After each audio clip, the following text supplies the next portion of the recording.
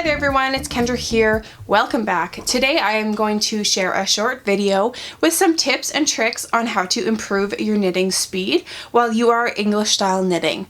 So a few years ago when I really got into knitting, I was a little bit disappointed to learn that typically English style is a slower way to knit than continental. And anyways, when I discovered that flicking was one way to improve my knitting rather than throwing, I really wanted to make those changes.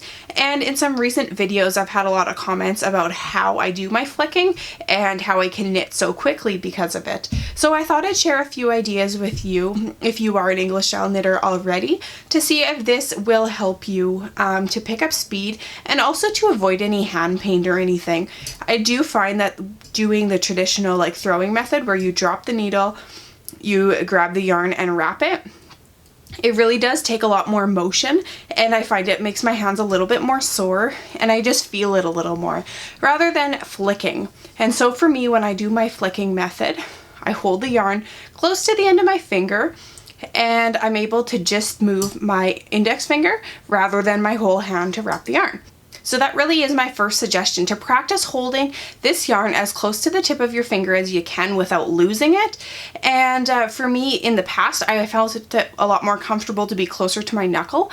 However, to really improve that speed, the closer I am, the less I have to move that finger. And you can really tell the further it is, the more your hand has to move rather than just that finger itself. Next up, I like to keep my stitches close to the end of the needle, especially on the left hand needle where these are the stitches I'm coming up to. And like on this case with this sweater, it's maybe a little bit of a short cable for the sweater, so I do have to kind of shift it around. So if I have my next batch of stitches all lined up and ready to go, it causes less pausing or less breaks to move things around. So once it's kind of shoved or pushed all the way up and they're really tightly held together, I can just use this finger on my left hand to push those stitches up so I don't have to pause. It is just part of the knitting motion. So for example, those things working together shows this finger holding that stitch up and my right hand index doing the wrapping. And really, I then am able to use my right hand thumb to pull these stitches back and just keep them out of the way.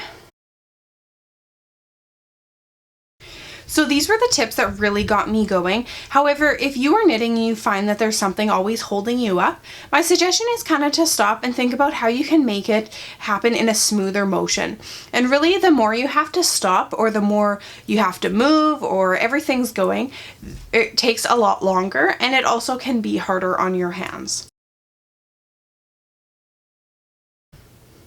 I also find I knit a lot better when my hands are loose rather than holding on really tightly.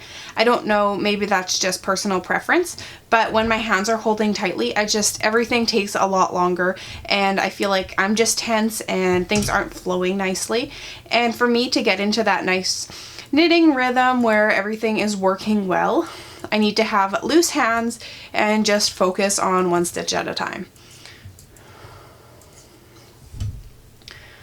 I do have to stop from time to time and just shift the stitches. Like I said, with this cord, it does take a little bit of maneuvering just because the size isn't quite right, but it still works. And as long as I get a good amount pushed up, it is more efficient than just doing it kind of a stitch at a time.